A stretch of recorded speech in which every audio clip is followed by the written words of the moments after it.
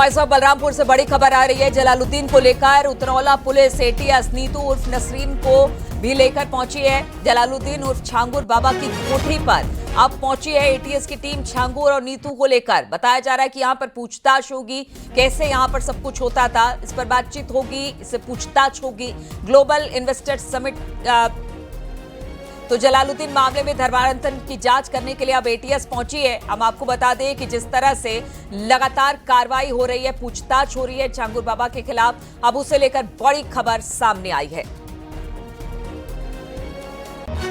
छांगुर बाबा की कोठी पर लेकर पहुंची है पुलिस। धर्मांतरण मामले की जांच कर रही है एटीएस और इसी मामले को लेकर आप देख सकते हैं नीतू और उर्फ नसरीन को और साथ ही साथ छांगुर बाबा को लेकर पहुंची है।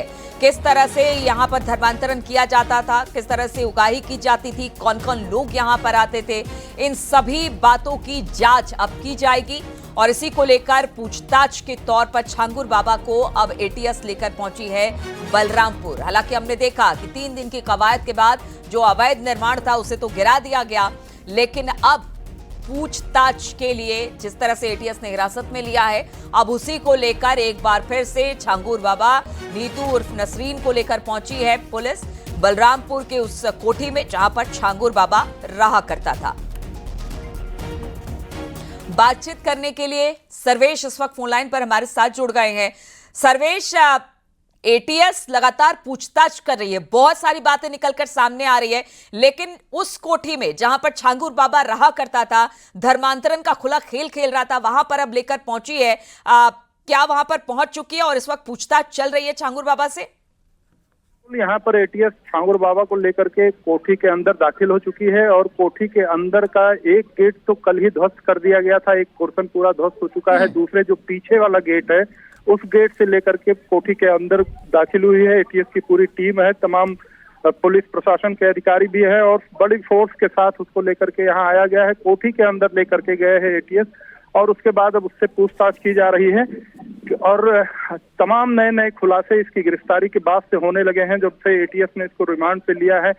तमाम ऐसे कनेक्शन छांगुर बाबा के पूरे देश और दुनिया में ऐसे कनेक्शन खुल करके आ रहे हैं जहां पर इसका यहाँ आना और इस कोठी में जहां से ये पूरा गेम संचालित करता था, जो काले साम्राज्य का काला साम्राज्य यही इसी कोठी से संचालित होता था, उसी कोठी में लेकर के आज एटीएस आई है और बाबा को अंदर लेकर के गई है। एक भव्य और आलीशान कोठी जहां पर एक बड़े राजा की तरह ये निवास करता था और बड़े सुख सुविधाओं से रहता था। उसी कोठी में जो कि एक सेंटर भी बनाया गया था जहां पर धर्मांतरण के लिए लोग आते थे। कोशिश भी एटीएस की यही होगी कि शायद यहां से भी कुछ सबूत निकल जाए, इसलिए यहां पर लेकर आया गया है। कौन कौन लोग यहां आते थे, कैसे आखिर धर्मांतरण को लेकर एक पूरी साजिश रची गई थी। बाकायदा कहा ही जा रहा है कि रेट लिस्ट तैयार किया गया था, सवर्णों के लिए अलग से, बाकी लोगों के लिए अलग से। तो ये सारी पूछताछ में काफी अहम होगा छांगुर बाबा का उनकी कोठी पर लेकर आना। बिल्कुल, ये बहुत अहम और बहुत महत्वपूर्ण बातें होंगी क्योंकि कोठी के अंदर जिस तरह से पूरा खेल खेला जा रहा था और बड़े बड़े कमरे जो कोठी के अंदर बने हुए थे, वहां बड़े बड़े बिस्तर, बड़े बड़े बेड लगे हुए थे और ये माना जाता था कि यहाँ पर तमाम लोगों का आना जाना और रहना होता था। यहीं पर जो लब जिहाद करके जो लड़कियां लाई जाती थीं या जो भी धर्मांतरण करने के लिए लाए जाते थे, इसी जगह पर उनका ब्रेन वॉश किया जाता था, यहीं धर्मांतरण कराया जाता था और ये पूरा बड़ा नेटवर्क यहीं से संचालित हो जा रहा था और इसको एक शेल्टर भी मिलता था यहाँ पर। जो भी इस क्षेत्र से या दूर दूर से लोग धर्मांतरण कराने के लिए किसी भी तरह से उनको जाल में फंसा करके लाया जाता था, तो ये छांगुर बाबा की एक कोठी जो है वही शेल्टर देने का काम करती थी। यहीं पर ब्रेन वॉश होता था, पूरा गैंग का संचालन यहीं से होता था। विदेशी फंडिंग कहाँ कहाँ से आ रही है और उस फंड को देश के अलग अलग हिस्सों में किस तरह से पहुंचाया जाना है, कहाँ कहाँ प्रॉपर्टी ली जानी है, ये एक बड़ा रैकेट का संचालन इसी उतरौला तहसील क्षेत्र के मधुपुर कोठी से होता था। आज वह इसी कोठी पर लेकर के पुलिस आई है, एटीएस लेकर के आई है और निश्चित रूप से अंदर जब पूछताछ होगी तो बहुत सारे अभी रहस्य ऐसे हैं। सर्वेश, कहा जा रहा है छांगुर बाबा के साथ नीतू उर्फ नुसरत को भी लेकर आया गया है, यानी जिस तरह से उसकी भूमिका थी इसीलिए दोनों को साथ लेकर आया गया है।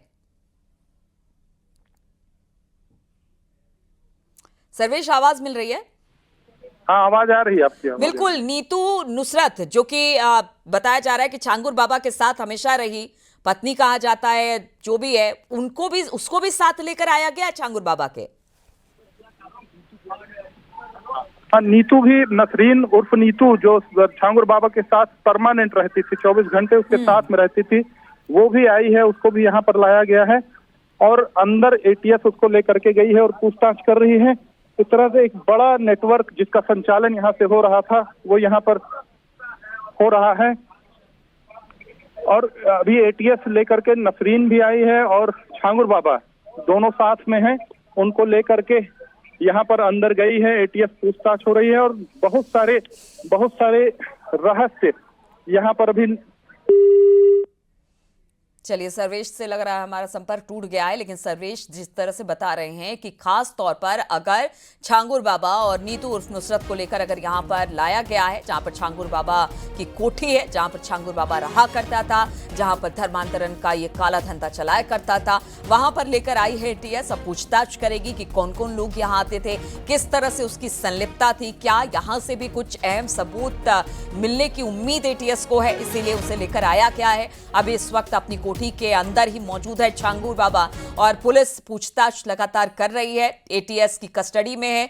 और जिस तरह के खुलासे छांगुर बाबा की तरफ से हुए हैं, वो अपने आप में बड़ी बात है। किस तरह से धर्मांतरण का काम किया जा रहा था, बड़े पैमाने पर धर्मांतरण हो रहा था, मनी लॉन्ड्रिंग का मामला, विदेशी फंडिंग का मामला भी सामने आ रहा था कि किस तरह से विदेशी फंडिंग, और बताया जा रहा है कि नेपाल के रास्ते, नेपाल में अलग अलग अकाउंट बनाए गए थे जिसमें पैसे डाले जाते थे और उसके बाद भारत इसे भेजा जाता था, जिसके बाद यहाँ पर धर्मांतरण का ये काला खेल चल रहा था, जहाँ पर अलग अलग कैटेगरी करके फिर धर्मांतरण किया जाता था, उसके अलग अलग रेट्स फिक्स थे।